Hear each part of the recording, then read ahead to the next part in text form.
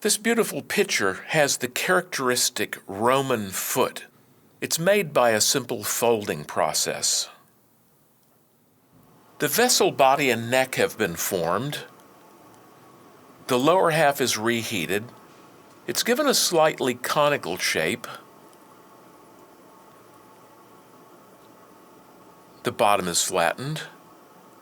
And after a reheat, a constriction is made just above the base. The bottom flattened more. A blade of the jack's held on either side. The constriction is held and air is sucked out of the blowpipe. This causes the floor of the bubble to move upward and touch the constriction at its narrowest part.